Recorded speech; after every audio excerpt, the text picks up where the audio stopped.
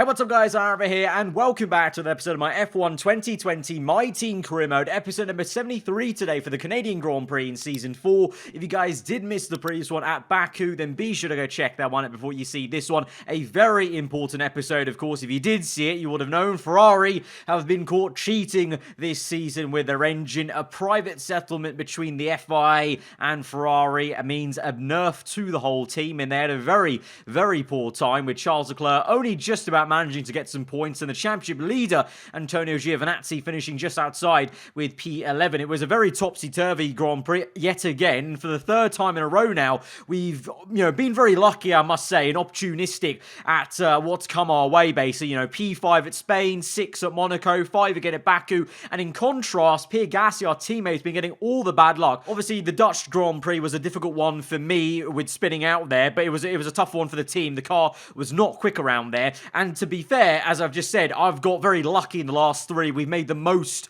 of the luck that's come our way, whereas Gasly has been handed bad luck for 3 races in a row. Spain, he had an issue with the tyre strategy, which the team gave him, which was kind of, basically nail in the coffin under the safety car. Monaco, he got caught up in that crash with Valtteri Bottas and Lewis Hamilton, and then Azerbaijan, he had a mechanical failure in the middle of the race, literally just after he'd overtaken me. So, in theory, if it wasn't for that issue, Gasly could have finished actually ahead of us at Baku in like P4, if you really think about it. So a bit of a shame for him, but we've been riding that opportunity. Obviously, we have to make the most of it because our car really doesn't actually have the pace for P5 and P6, really, if we're being honest. If you look at the R&D chart on the right-hand side, you can see we're still massively off the top guys of Mercedes, Red Bull, and Ferrari there. I mean, we're only just over halfway of the bar, I guess, filled up to Mercedes in terms of pure aero of downforce and drag. So we have a long way to go. Unfortunately, we won't be making any inroads this episode on upgrades because we don't actually have enough R&D points to purchase any of the upgrades that are available there on the aerodynamic side of the R&D tree. So we continue on. I'm really hoping that into Austria and the British Grand Prix we can have some upgrades, especially for the British one, the home GP. I want to make sure we can have the best car possible at that race to really have a nice one. First and foremost, have to get through this one. Canada, though, even though we don't have any upgrades, should be a pretty good one. Like was the case last episode, it's a circuit which has long straights, which we can try and abuse the fact that we've still got a very good engine and a very lightweight car still in a straight line. But compared to Baku, obviously, there are, medium speed corners here compared to Azerbaijan where you maybe don't necessarily need out-and-out downforce, whereas at Canada, you kind of need a kind of good compromise between the two apart from the last sector. So it's going to be tricky to try and find a right balance with this setup, I'm not going to lie, to make sure we can navigate the corners but also not hinder ourselves that the one thing our car can do well is go good in a straight line and hopefully reduce the drag, which we did quite well at the Azerbaijan Grand Prix. And I kind of need it to be a good Grand Prix and a good run-in into Austria and then post that race because, of course, then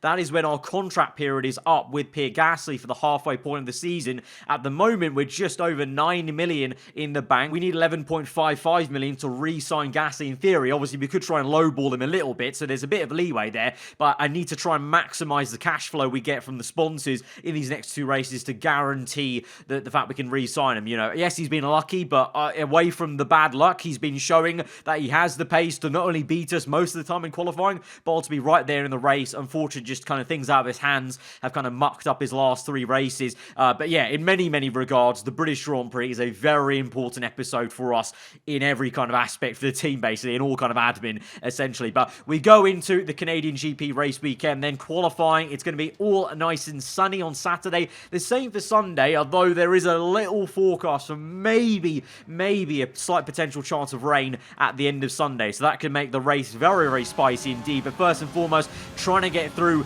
into the first part of qualifying, into the second, into Q2. Bit of understeer in turn 1. We're running a little bit lower on the wings to make sure we're decent in a straight line come race day on the last sector. But that means right now in quali, low fuel, having to try and get the nose really turned in this time for the chicane over the curb. Oh, lose the back end, try and catch it, and oh no, Leclerc!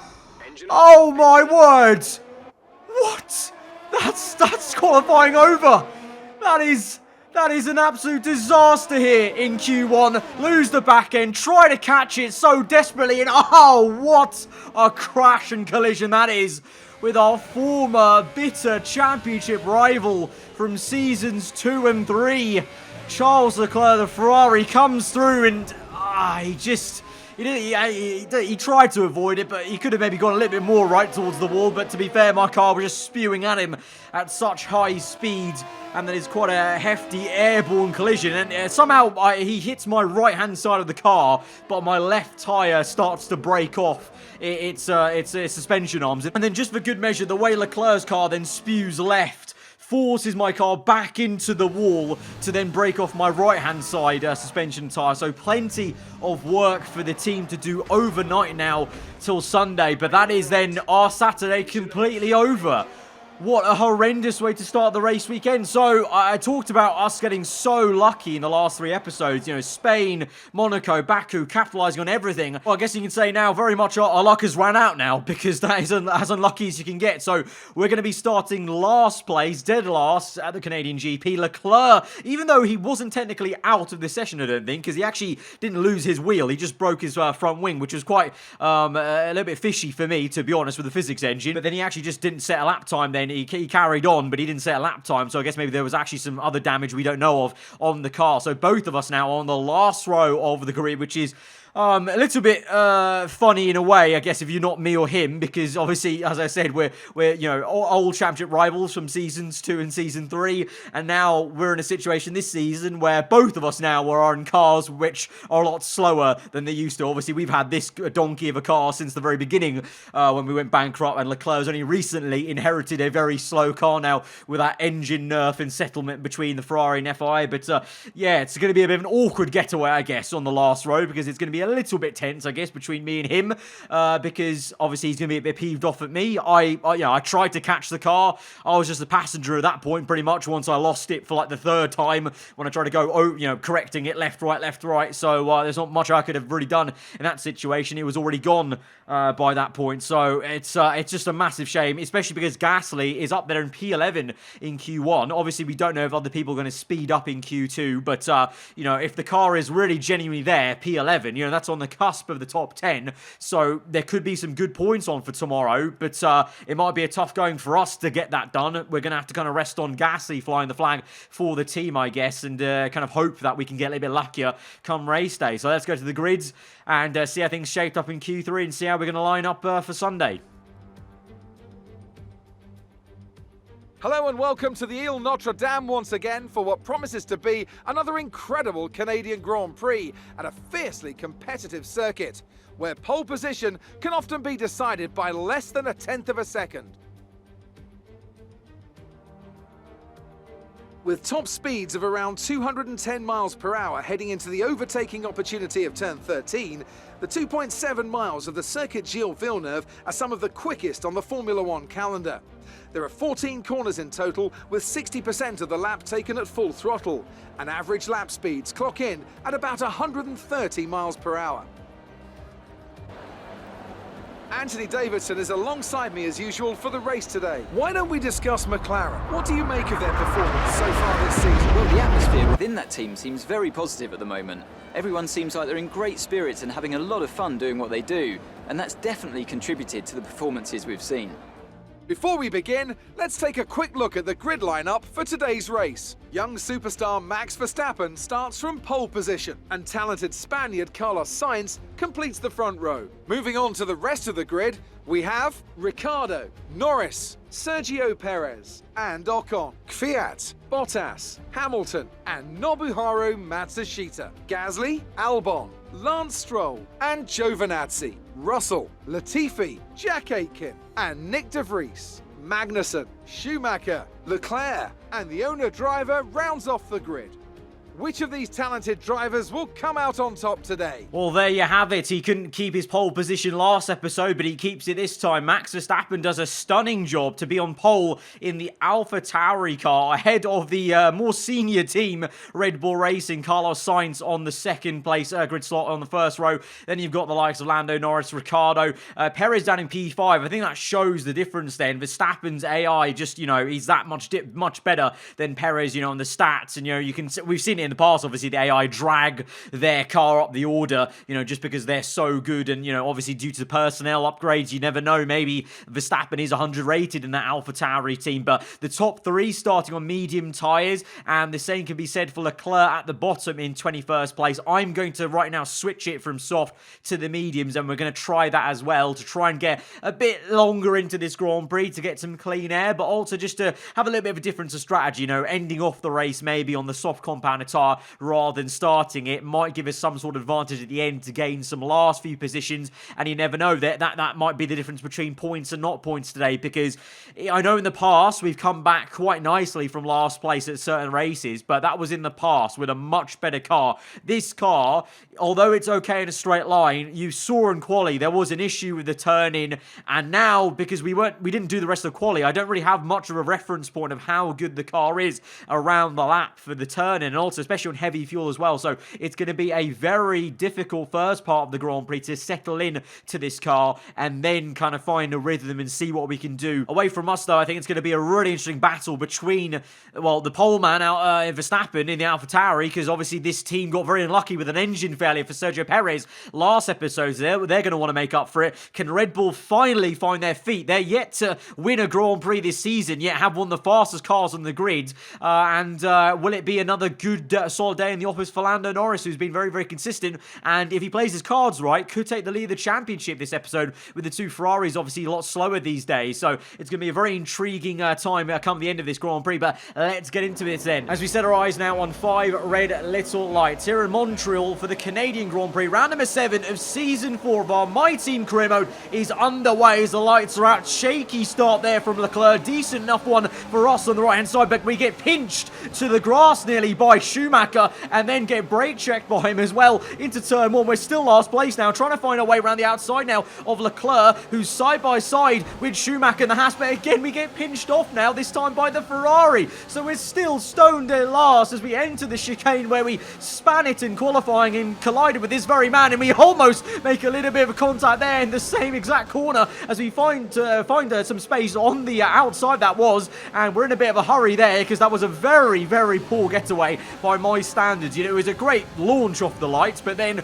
into turn 1 and turn 2 as well, just really didn't make the most of it like we usually do so often on this game. So a bit of a slow beginning, and hopefully we can just speed up through this Grand Prix. But Leclerc already hounding us now, and into the hairpin he dive bombs us. Leclerc's going berserk here, and he makes a dive bomb. Not only me, but 2-3 cars that was of Magnussen, De Vries, and he's now looking to overtake Aiken. He's overtaken actually Aiken in a straight line there. So Leclerc is a man on the mission, and we kind of need to follow suit with him and do what he's doing. Just absolutely send it apparently, because yeah, that just caught me napping a little bit. I didn't expect Leclerc to come down my own side though. I know that AI can make some nice dive bombs at that hairpin on this game, but that completely caught me off guard. And now we have a little lunge on the inside of one of our former teammates from Season 1. Seems so long ago now, Jack Aiken in the Williams car, but just can't quite get it into turn 1. So we're actually stuck behind a Williams now on lap number 2, and it takes us the entire lap to even try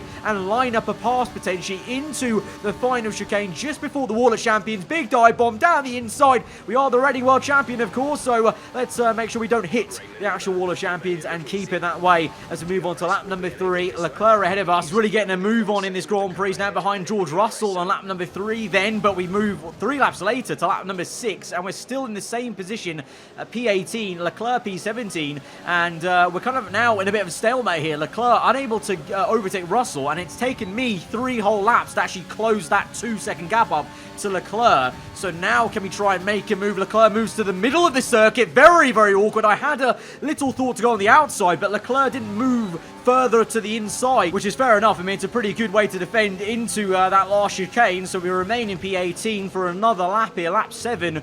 I really thought we'd be a lot higher up the order, I can't lie. So this might be quite a long race for us. And as I said, the luck maybe ran out for us yesterday on Saturday. I think that's going to continue for this entire race, maybe in terms of really catapulting our way up the order. But lap 8, we're just going to send it now. I'm getting a little bit tired of looking at that rear wing of the Ferrari on the outside now. Turn 2, it's going to be a drag drag race now to the next corner, the next section on the left-hand side. Leclerc on the right, he's still there, but we're going to give him the room, but we're going to have the inside line crucially, and we cut back to the racing line on the right-hand side of the circuit there, and we're able to get that P17. He slots in behind, and now maybe we can have a crack at the Alfa Romeos, because there's been, you know, a fair few 5-6 laps here, and Leclerc's still not being able to overtake any of them. So it's time for us to have a go, I think, hopefully at the end of lap 8 into 9 maybe, as we're already within 1 second. Going to have DRS available on George Russell, deploying a lot of ERS down this back straight. Yellow flags up ahead for some reason, and there's, an engine failure, and, oh, no!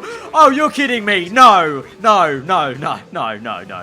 You're kidding me. Lewis Hamilton is out of another Grand Prix here in Season 4 of our My Team career mode. It's one of those random engine failures. It obviously hit Sergio Perez, unfortunately, last episode from the lead of the Azerbaijan Grand Prix. Hamilton here far off the race lead, but in a crucial points paying position. I think that was ahead of the likes of my teammate Giovinazzi and the 2 Racing Point cars, but he is now out of another Grand Prix. That means I think actually he's literally only finished 2 races and only been in the points once, which was at the Spanish Grand Prix, I think. So it really does pour when it rains for Lewis Hamilton. He had a horrendous entire last season in Season 3, and so far, somehow this season, I think it's actually been worse for him this season, somehow. Unbelievable. I don't know what on earth this game save has against Lewis Hamilton here, but yeah, he just can't get any kind of luck. And I thought I was unlucky this episode, but of course we're trying to overturn that luck in this race, and we go for a big old dive down the inside of George Russell, and that's a very, very juicy overtake there from a long way back. Really confident under the brakes. Of course, remember, we've still got the kind of very highly upgraded brakes that we had from last season in the chassis department, so it's just about really getting that confidence to really stamp on the brake pedal and hope the aero also kicks in and is enough to slow the car down along with the brakes, and so we're able to make that very darting move, and we're up into what is now P7 with people in the pit stops for their first round of pit stops, and we go for another cheeky move on the inside of Latifi as well. So both Alfa Romeo cars taken within 1 full lap then, and we swing on to lap number 11 up into P4 now, as obviously we're one of the few people going longer on the medium tyres. One of them also was Lando Norris, who's just come out behind us, having made a bit of an earlier stop, really, to say he started mediums, but maybe this is why, because immediately I lock up then and bottle that. I mean, he was always going to overtake us. He's in a very quick McLaren on soft compounded tyres, on fresh tyres as well, but maybe that's why Lando's coming a little bit earlier. I'm trying to stretch this stint as long as I can, because I don't think, well, the soft compound, at least for me, is not a very consistent compound around here, so I need to try and stretch these 2 medium stints to make sure we have a very punchy last stint in this race on the soft. So I got a little bit longer, lap 12, and now we come in for a very awkward entry on the outside of Perez then, but we're in for our first stop onto another set of yellow wall medium tyres, which will see us through to, I would say, we're aiming for lap 25, 26, I would say, to make sure we have a nice last stint on the softs that don't wear out too much at the end of the Grand Prix. We are going to be able to lighter fuel though, so that may help out. We've come in, we've also tweaked the wing, I need to say as well. We've gone up by 1 click of downforce on the front wing, because I was running 5.5, I think it was, on the front and rear going into this one, off quali obviously with parc ferme, but in the race you can bump up the front wing by 1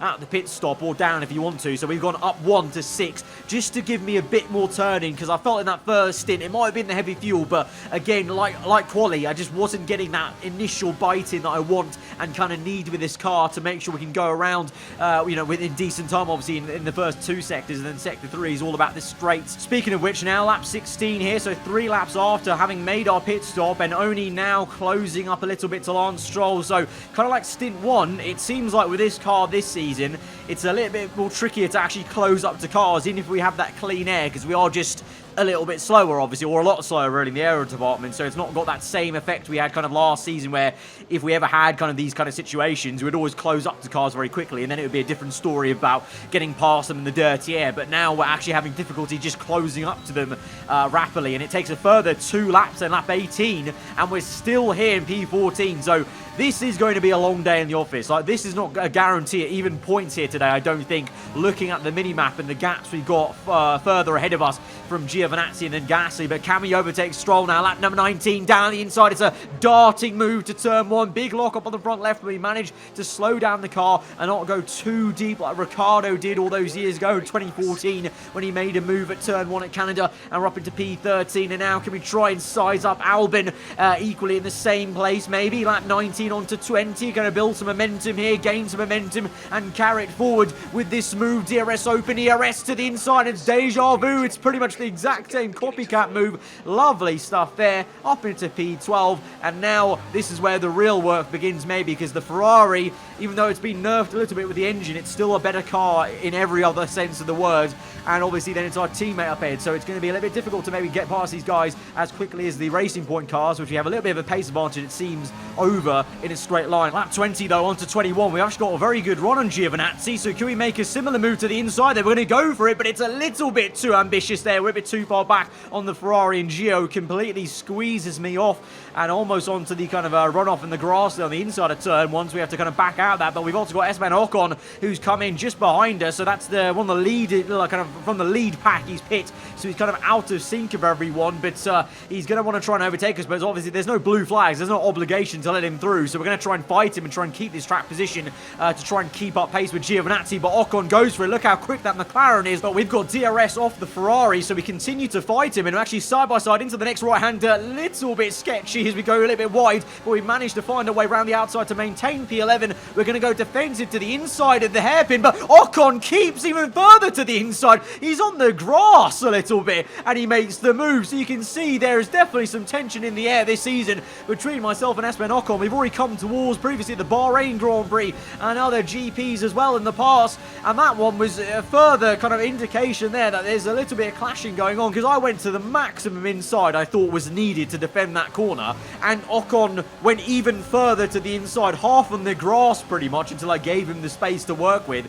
So that was unbelievable stuff there from the Frenchman. It means we've lost not only time to Giovinazzi and Gasly, but also lost a position to Albon, because the two Racing Points were able to dive around the outside of us whilst we're pinned into the hairpin. So we make a re-overtaking pass on Albon to get back up into P10 as it stands. Gasly now is in the pit lane. Looks like Albon comes in as well, along with Giovinazzi. So everyone's in. Obviously, those guys all started on soft tyres, so they're out of sync of the GP with me in terms of the race strategy. We continue on to lap 25, and we're now coming in for a set of soft compound tyres. So 1 lap or 2 laps earlier than I wanted to, but I think we need it because the medium tyres are starting to wear out. They're going to be more second-hand than any kind of fresh mediums those guys are using, and I don't want to give up track position or lose too much time on these kind of older laps in this second stint. So we go a little bit earlier, pull the trigger earlier onto a set of red wall soft tyres, the lowest fuel we've been so far this Grand Prix. I think we're one of the only few on the soft compound tyre, but you can clearly see the time we've lost there with that whole kerfuffle with Ocon at the hairpin. We're now behind not only Albon, but also Lance Stroll. So we're back to square one pretty much from stint 2, when we first closed up to Lance Stroll in that 4-man train. The only difference is it's not a train anymore. We're now all very spread out. Lap 26, and it's deja vu once again, overtaking a Racing Point car into turn 1. Pretty much the exact same racing line to us. It's kind of uncanny, to be fair. But this time, as I said, we're on the red wall tyre. We're going very, very quickly, and now we're going to try and close up this 1.5 second gap with Albon within 1 lap if we can. On to lap 28 this is. Onto that main pit straight, DRS open, deploying all the ERS across the line, continue to deploy it to the inside, and we overtake Albon up into P12, and we set the fast lap of the Grand Prix. It's the first time I felt quick in a long time this season, and now we go chasing after Giovinazzi and our teammate Pierre Gasly. But meanwhile, if you're wondering, in the lead this Grand Prix, a little update, is still then Max Verstappen. He's been leading this entire time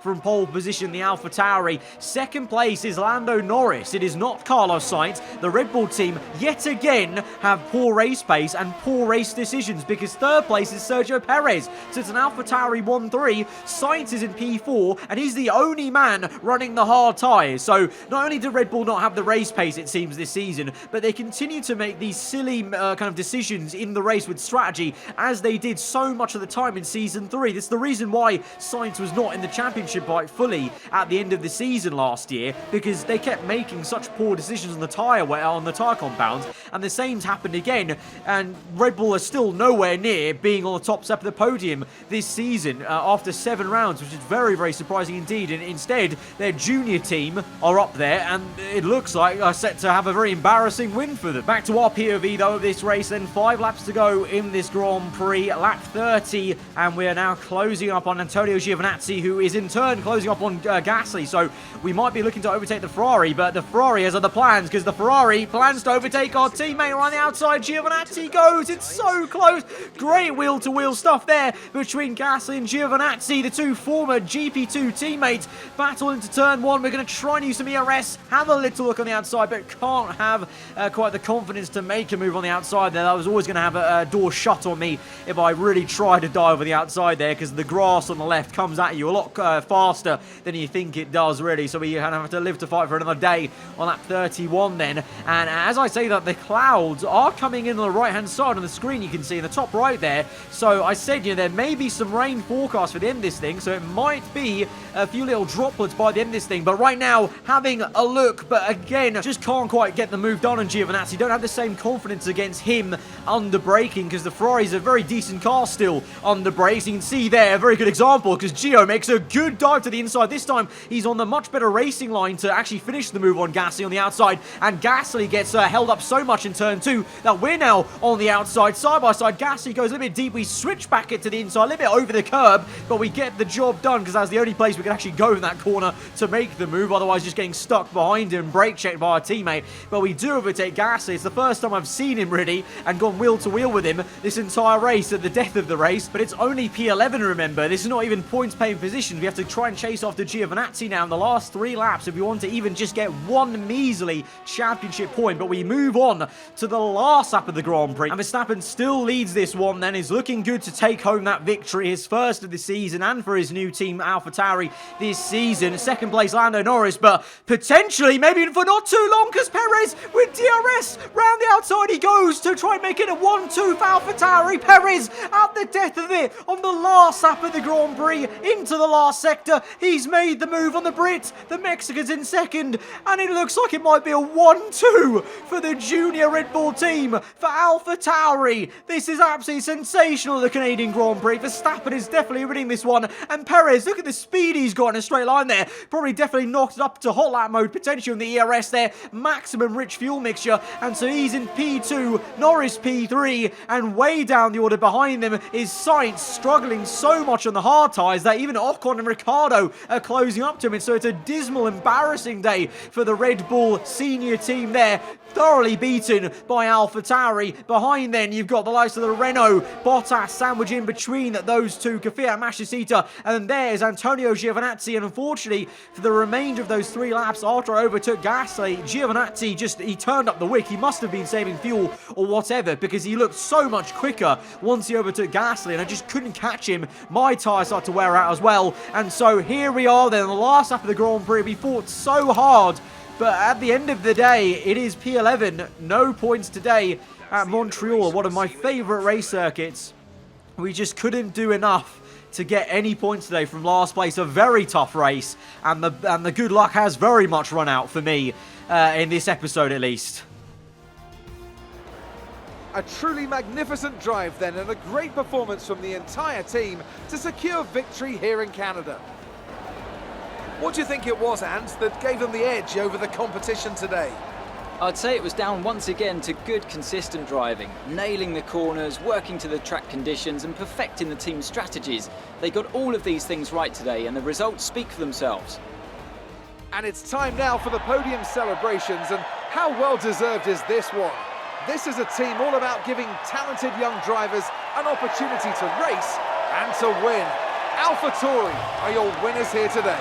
Well, there you have it. A very, very odd look. Verstappen on the top step in AlphaTauri overalls alongside Sergio Perez in the same ones. Mental stuff. Mental. I did make a mistake. I kept on saying Red Bull have not got to the top step. Of course, in that crazy race at Bahrain, Ricciardo did actually win that race, but it was so unmemorable to me because it was just, yeah, a very throwaway win because ever since then, Red Bull have just been floundering this season. And AlphaTauri, you know, they were leading last race. They got unlucky with an engine failure. They've looked like the quicker team out that kind of stable. So very, very peculiar. But yeah, a great race for those two. Lando Norris does well to get on the podium. And with that third place, like I said, he had a good chance to do it, and he's done it. Lando Norris has taken the lead of the Drivers' Championship ahead of the two Ferrari cars, who obviously are, you know, now met with this very tricky situation of trying to clamber back performance after being nerfed with their engine and that settlement. And so Giovinazzi down to P2, Leclerc P3. Still, to be fair, they scored so many points early doors that they're still quite high up. And Ferrari still lead the constructors. So that's how much of a dominant car they had with the illegal engine earlier in the season. But obviously now it's a kind of open game. But, you know, Red Bull keep tripping over themselves. They've got a very good chance to storm both championships, and yet they're still not doing it. So they need to buck up. Obviously for us, we're not really anywhere near them, so I don't really care that much, to be honest, as long as we can try and stay ahead of the likes of Renault and Mercedes right now in the championship. Renault do close up to us. AlphaTauri with that 1-2 have overtaken us. I don't think we're going to be able to match them, to be honest. So I don't think the top four in the championship, sadly, is up for grabs for us this season. I think that's a testament to how far the car is in reality. You know, we've had these great races in the last three, but that is really actually where the car is. I think we're aiming for, at best, P5, but Renault have looked very good in the last two episodes, so depending on how they go, we could be looking at scrapping away with Mercedes for P6 maximum by the end of this thing. So that really would be reality setting in, unfortunately, but I don't know. Let's not count our chickens too early, because of course we've still got upgrades to hopefully come through this season, so let's keep positive. And obviously we've had a tough race today, no points for either of us, but we'll move on, we'll move past it. Next race, Austria, very different racetrack, and hopefully we'll get a little bit more luck on the Saturday at least, let alone on the Sunday. But after this episode, a good amount of money earned. We got every single sponsor bonus that we could have got in that race, so nearly just under $1 million earned. So we're now up to a total of 11.24 million. So now I'm comfortably confident we can re-sign Pierre Gasly when it comes to the start of the British Grand Prix episode. So that's kind of booked in. Don't need to worry about that. That's very nice because, as I said, he's got very unlucky. This race, I think the car just didn't really have that much pace, to be honest, surprisingly, around Montreal, so he didn't score points. But I think there's more to come from him. There's more to come from us as a team, so I'm going to be happy to be able to re-sign him. But guys, it was a very topsy-turvy episode nonetheless, so if you guys did enjoy that, then be sure to smash that like button. Let me know what you thought in the comments below. If you're new around here, then do get subscribed for weekly Formula 1 content. I've been aarava. I'll see you guys next time. Goodbye.